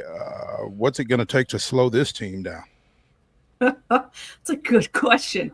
I think if you're going to slow the Aces down, I will say that it's actually not even Asia Wilson you have to worry about. Like, Asia's probably always going to get hers. It's everyone else. And that's what makes the Aces so dangerous now. You've got Jackie Young playing some really underrated basketball. She's been playing well. Chelsea Gray, of course. Melissa Smith in the starting lineup that they traded for, which has been a really nice for them. Jewel Lloyd off the bench has been nice. Dana Evans has been playing really well as of late off the bench. And then they just added Cheyenne Parker-Tyus, who came back after having a baby just in July. And she's come in and had an impact in just the couple of minutes that she's been playing a game. Like, that's former Middle Tennessee State standout Cheyenne Parker-Tyus, by the way. Yeah, and former Atlanta Dream for Cheyenne Parker-Tyus. So I covered her here when she was here. So yeah, I think for anybody trying to stop the Aces, you've got to get to their depth first. Megan, with that being said, did anything that you saw from yesterday's opening round alter the big picture in your mind? And I really want to ask in particular about Vegas. Last week, I said on this show, it feels like we're just heading toward a steamroll, Vegas versus Minnesota. What did anything kind of make you scratch your head yesterday, whether it was a win or a loss, and say, okay, maybe I have to change what I thought after just one night? No, not really, honestly. I would say that I kind of have the same thing. That was my prediction is Lynx Aces in the final. And check this out. I actually predicted the Las Vegas Aces would go to the finals in my preseason prediction, and it looked trash. It looked terrible. It's a little grim. Most of the season. Like, I'm talking, it looked just so bad. And then when they finally started winning, I was like, okay, maybe it looks less trashy now. So, I still kind of rolled with them to go to the finals. However, I think that this will be like a knockdown, drag out sort of finals. If the two of them make it to the finals, it would be, I think, a 7-game series. I picked the Lynx in 7, and I felt gross about doing it because I like anytime I pick against the Aces, like they inevitably like win. It's just the Aces are inevitable. Asia Wilson is inevitable. It's like one of those things. But I would say this. I think the Minnesota Lynx, if they make it all the way back, still have that bitter taste in their mouth from last year of getting right there and not being able to close it out. So I think that they would want to win this season. Plus, I'm inclined to see what Minnesota's bench looks like against the Aces bench. Minnesota's bench was ranked 4th during the season, so I'd be really curious to see if it shows up big in the finals. So I don't think right now there's not anything that really I think would prevent us from doing that unless the Atlanta Dream just blow this whole thing all the way up. So I think I've said before, I thought the Atlanta Dream certainly had what it takes to potentially get to the finals. They have a number 2 ranked defense, multiple players in consideration for league awards. They were top 5 in multiple categories. They led the league in rebounds. I mean, really good, sound team. However, I'm curious if they have enough experience depth-wise on their team, playoff experience, championship experience, if they were to meet the Aces again in the second round, so to speak. And when I say again, they played the Aces 3 times this season, lost all 3 times. And so I think that, yes, that would tell you whether or not Atlanta, of course, is built to make a championship run. I certainly think that they're capable of it. This is not me taking anything away from them. But with the Aces looking like how they are right now, I would be so curious to see how Atlanta would stack up against perhaps a 5-game series against Vegas. Megan, another unless I want to ask you about. When you lose that game 1, albeit in overtime. Go ahead. My mic was cutting out there. Sorry. But when you lose that game 1 in overtime, the unless I'm curious about is, are the Mercury done and dusted unless Stewart's injury is lingering a little more? What can you tell us about what we saw her depart yesterday in the fourth quarter? Yeah, so this game, like I mentioned, was just a grinder. They're trading bucket for bucket all the way through into overtime. They get into overtime, and New York takes over the game, but Breanna Stewart goes up for a basket and comes down kind of awkwardly on her knee. So now there's real concern about whether or not Stewie will even play in game 2. That is up in the air. We don't know yet. But I would say this. I think New York has enough to get past the Mercury. I also think it's really, really tough to go into New York, into Barclays, and win in New York. And not that the Mercury can't do it. Maybe they do. Maybe they proved me wrong. But I would fully expect New York to close it out now. I think that they have too much at stake. And it's going to sound, again, in order for my, sort of predictions to happen, I did pick New York moving on and getting the Lynx again, but of course in the semifinals, which feels so gross that we won't have that as a finals matchup again, but it'll just be in the semifinals.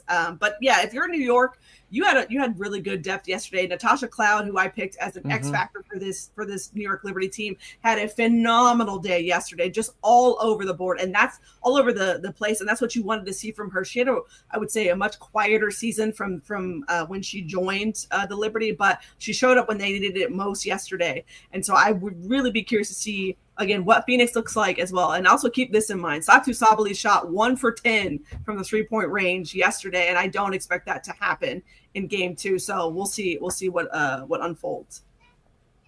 Megan L. Hall for the win, joining us here on Main Street Sports today, presented by the Tennessee Orthopedic Alliance of Columbia. Megan, as you talk about the Liberty, it feels like that midseason pickup of Miesemann once Stewart was out for an extended period of time. Feels like that was the biggest midseason addition that anybody made in the W this year.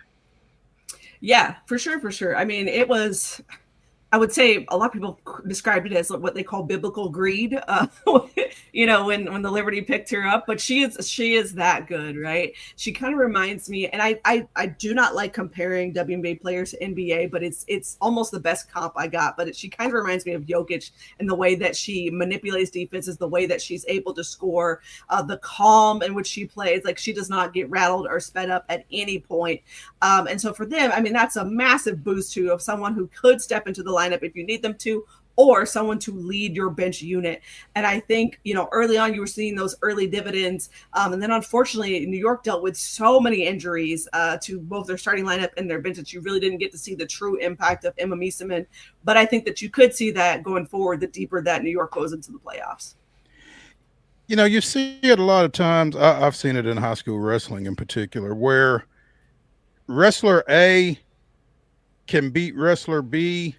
Wrestler B can beat wrestler C, but wrestler A can't do anything with wrestler C. And that's kind of what it feels like with the Dream, the Lynx, and the Aces, because you mentioned Atlanta has lost all 3 games to Vegas, but the Dream has competed well with the Lynx. I saw them lose a 4-point game in overtime down in College Park earlier this year. But the fact that Atlanta and Vegas would meet in the semifinals, and if chalk holds, the winner gets the Lynx, it just feels like it's going to be a tough ask for Atlanta in a best-of-5 series to get 3 against Vegas to get to the championship series, and it feels like get to the Lynx.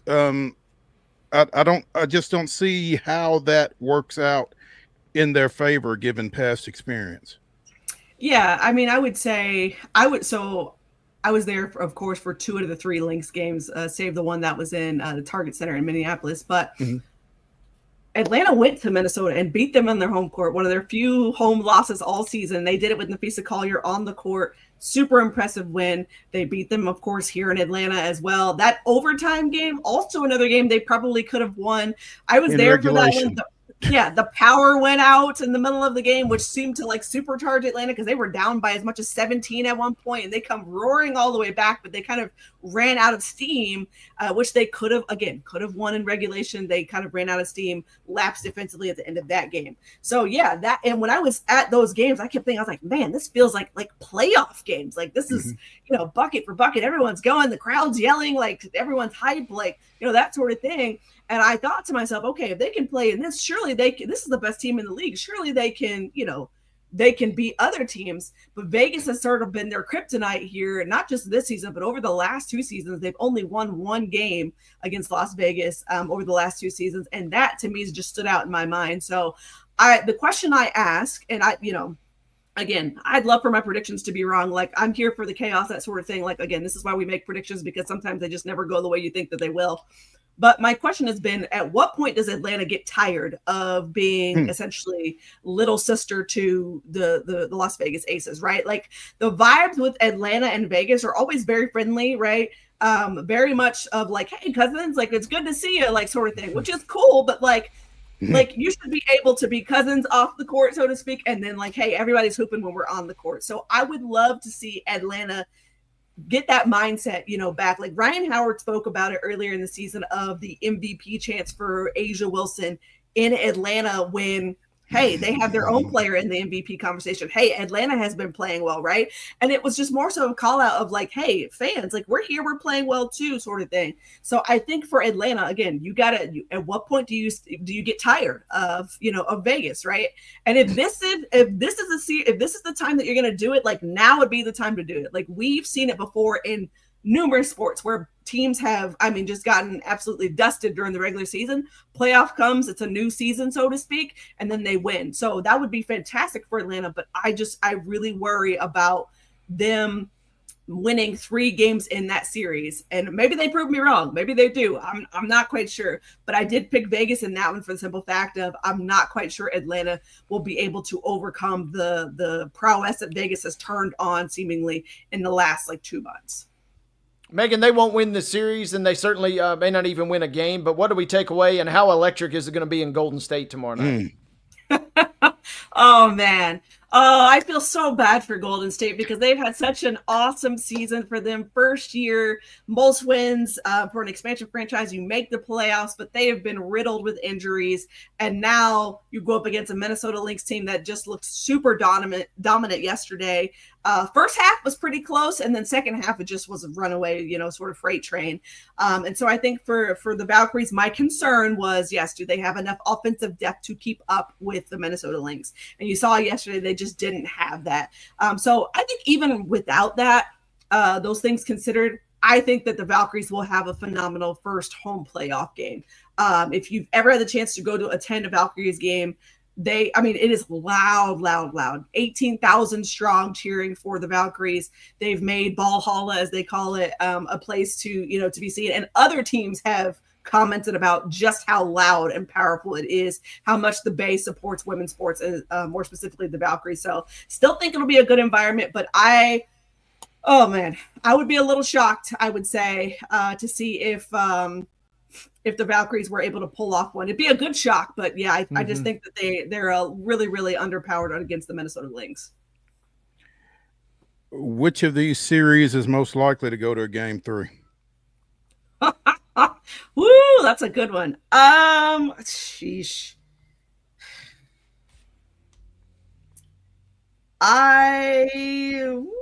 That's a good one. I don't know. I'm thinking. I was gonna say Las Vegas, Seattle before yesterday, but I don't know about Seattle now. I'm like, you gotta, I'm not quite sure. It feels like to me, just by the process of elimination, the only game that went overtime yesterday, it feels like Phoenix might have the best chance, especially having lost on their home floor. Maybe they got a little bit of an edge going into, the Barclays, but or maybe not, No, that maybe none of these is going to a game 3. Well, and that's the thing. I picked Liberty in 3, but like after I just, again, I figured like, hey, Phoenix probably takes first game, Liberty takes second game at home, we go back for a third game, like, all right, Liberty in 3. But like Liberty won the first game, and that just completely like kind of upended what I thought. But it's very possible if Stewie isn't able to go in game 2, right? Like, obviously I did say, like, I think New York can get out of there, but like, it's very possible that impacts the game and Phoenix walks out of Barclays with a win and back to the desert. So yeah, I might agree with you that I might stick with that as well, that I did say in 3 on my predictions. So we'll stick with it, even though I don't feel confident about it. There we go. Megan, take us through. I know that the Associated Press announced their awards at the end of the regular season.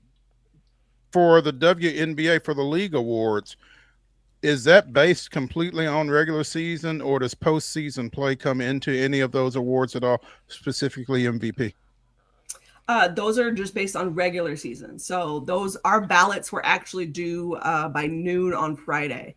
So They just released the first of unveiling, I guess you could say, of awards, and that's Veronica Burton for Most Improved Player of the Year. And then they'll release the rest throughout the playoffs. But yeah, our ballots were due on Friday, and that's literally they gave us less than 12 hours after the get them in. Maybe a little more. It was probably a little more, maybe 16, something like that. But it was like half a day after the games ended. So if you waited to fill out your ballot until after that Aces Sky game, which was the last game of the regular season, and then did it, Monday morning, you didn't have very much time. So take us through that. Why was this turnaround so quick? I mean, why is everything so quick with the WNBA season? I mean, like you mentioned, the last regular season games were Thursday night. We're playing playoff games on Sunday. These folks have got to be a little tired, I would think. I mean, everybody knew it was coming, but still, it just feels like a quick turnaround. Yeah, and it kind of is. But I would also say this. They played more games this season, too. They played 44 versus the 40 last year. You also had the Olympic break last year, which made the season feel like very, very long because you had Olympics in the middle of it.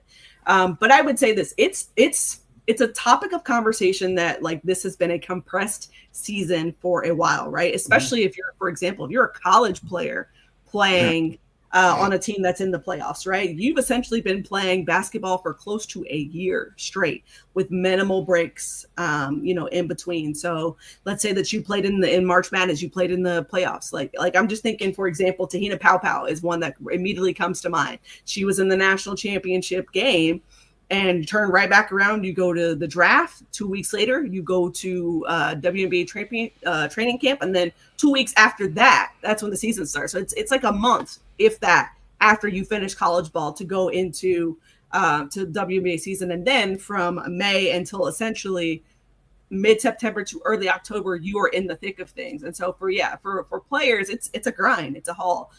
There's been conversations about like, hey, can we get a couple more days in between? And I'm not sure if the league is discussing that or discussing extending the season. I'm sure it will probably come up at some point because you've already bumped the season up to 44 games. And I think somewhere close to 46 or 48 and maybe even 50 is not without of the reach, the more teams that you continue to add over the next couple of years. Megan, you mentioned it earlier. Are you comfortable sharing any of your votes for the other remaining postseason award or regular season awards? I will actually share the one that was revealed today because I'm actually still in the middle of writing up my awards, but I feel okay with sharing this one. I did vote for Veronica Burton for Most Improved Player of the Year. She is just phenomenal on both sides of the ball. I think she was averaging 2.7 points before this season. She had started 19 games before this year. She started all 44 for Golden State, averaging about 12 points a game. On the defensive end of the ball, she is not one of those where like, hey, the stats just jump out at you, but she's very sound defensively. And she does a lot of that early kind of groundwork for the Valkyries and that defense that was ranked third in the league. So I really it was a no-brainer for me for Veronica Burton. I had her on my radar from the beginning of the season, and she just continued to put together a case, especially after Kayla Thornton went out with a season-ending injury. Veronica stepped up. She led the team in 4 out of the 5 major categories. I mean, just a dog in every sense of the word. Very, very strong season, and it was a no-brainer pick for me. Megan L. Hall For the Win joining us here on Main Street Sports today, presented by the Tennessee Orthopedic Alliance of Columbia. Megan, we really appreciate your insight on the WNBA. Keep it up. We look forward to catching up with you again as the postseason progresses. Yeah, for sure. Just holler if you want me back on again. Thank you, ma'am. Thank you. Let's take a break. Let's get into the grab bag when we come back on the final segment of the weekend wrap-up edition of Main Street Sports Today, presented by the Tennessee Orthopedic Alliance of Columbia. Stay tuned.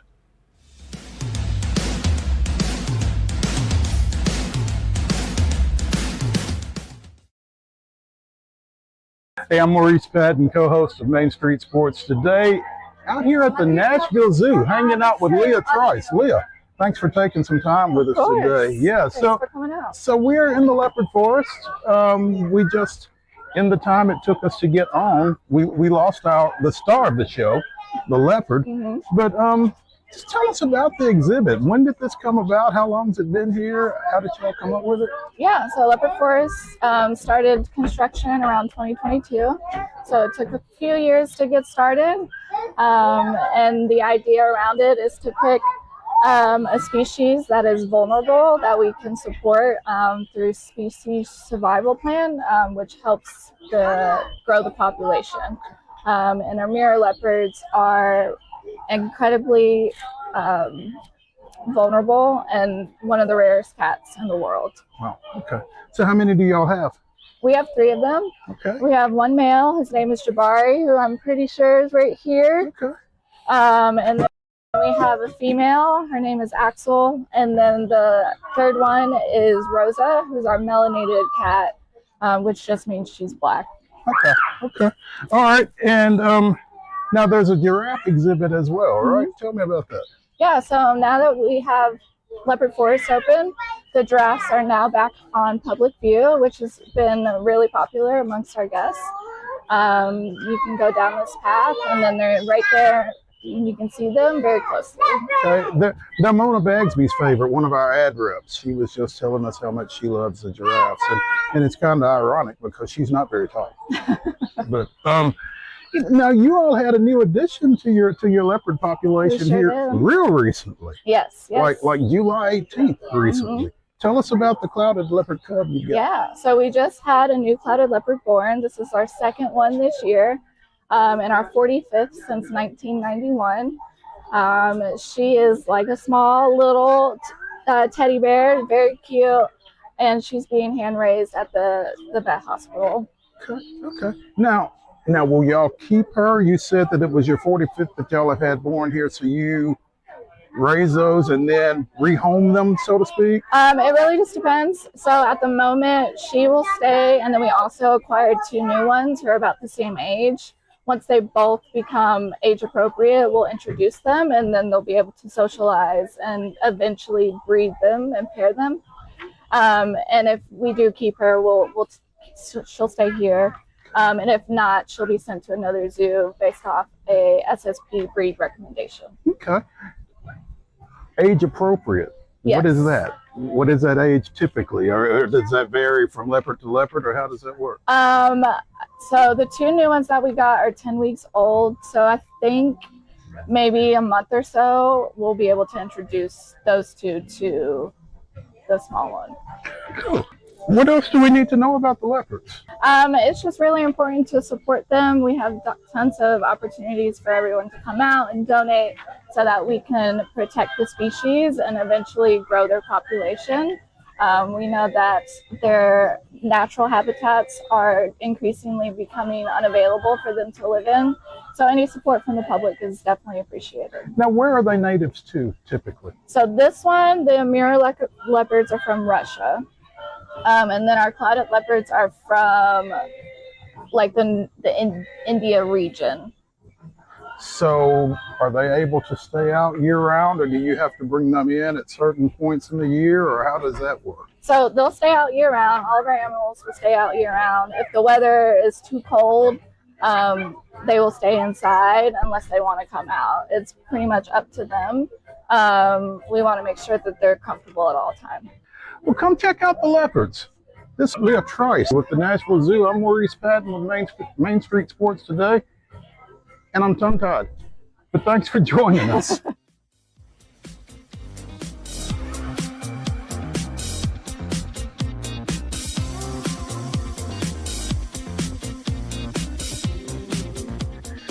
Welcome back into the weekend wrap-up edition of Main Street Sports Today, presented by the Tennessee Orthopedic Alliance of Columbia. I'm Maurice Patton. That's Wade Neely. This is the final segment for Monday, and let's start with, well, hang on. What are we starting with? Because I lost my spot. Let's start at Vanderbilt Legends Club out in Franklin, where Zach Boucho shot a 23 under for 4 rounds to win the Simmons Bank Open, finishing 2 strokes ahead of Austin Hitt.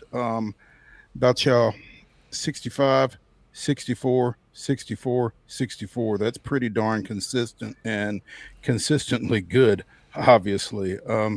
Set a Simmons Bank record at Vanderbilt Legends, 3 strokes better than 2024 winner Paul Peterson, who shot a 260 for the tournament. First win on the Korn Ferry Tour for Zach, and doing it in the opening round of the Korn Ferry Tour finals. They have a 4-match playoff, and this was the first of 4, so big win for him for his first. Big win for him. Was fun kind of keeping tabs on the leaderboard. Robbie Shelton, former Crimson Tide standout, was kind of lurking right there in the mix among the top 10. And, sounds like other than the small hiccups on Thursday, ended up being a pretty decent weather weekend. And hopefully everybody enjoyed a little dash of Southern hospitality while they were on their stop here. Absolutely. With the win, he goes to 7th on the Korn Ferry points list. The top 20 finishers on the points list at the end of the season earn PGA Tour membership for 2026. That's no small feat. So good luck to those guys. Our local favorite, Blades Brown, shot 9 under 271 for the tournament, tied for 30th.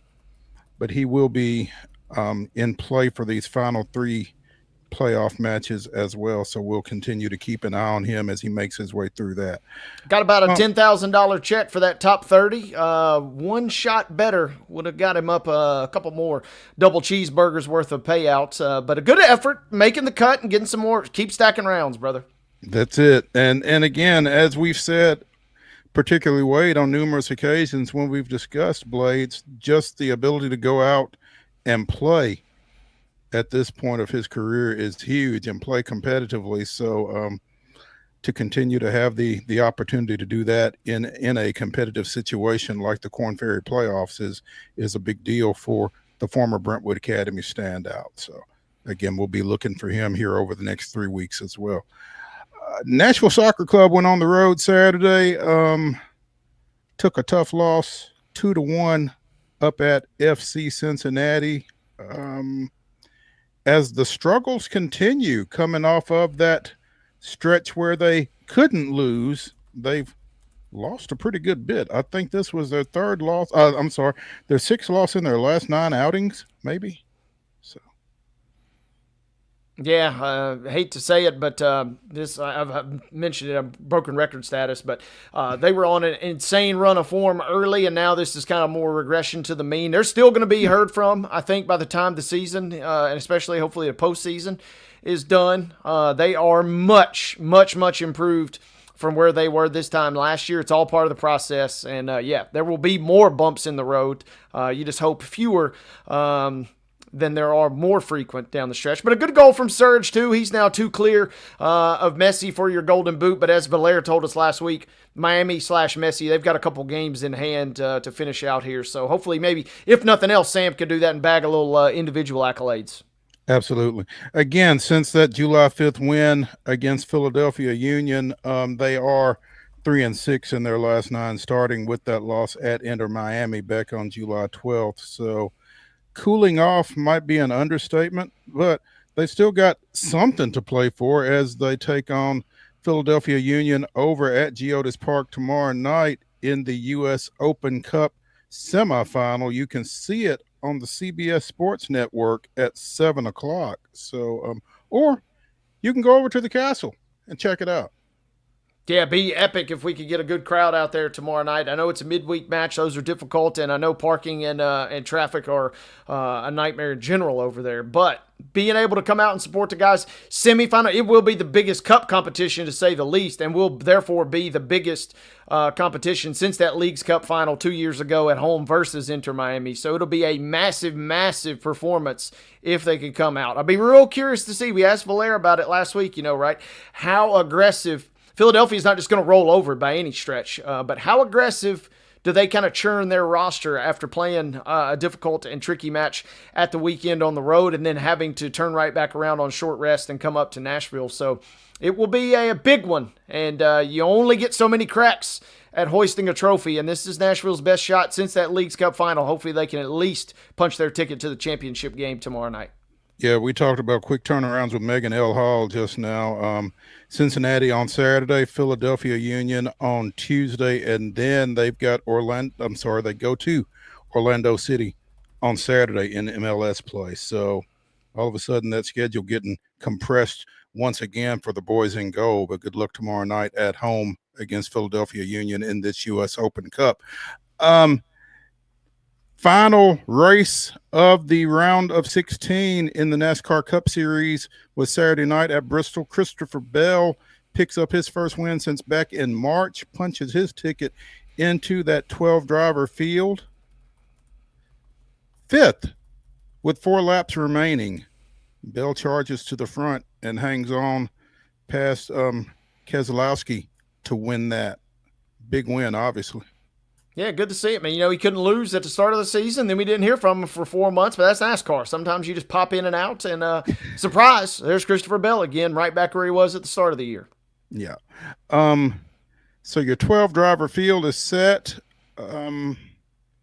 Christopher Bell joins Denny Hamlin, William Byron, Kyle Larson, Ryan Blaney, Chase Briscoe, Chase Elliott, Bubba Wallace, Austin Cindric, Joey Logano, Ross Chastain, and Tyler Reddick in your 12-driver playoff field that will hit the track this weekend up in New Hampshire. So Hendersonville's Josh Berry finished last in all 3 of the playoff races. It's a tough way to go out. He is eliminated along with Shane Van Gisbergen, Austin Dillon, and Alex Bowman, excuse me. Yeah. So those are your 4 guys that did not make the field of 12 going forward. On to the next one. There we go.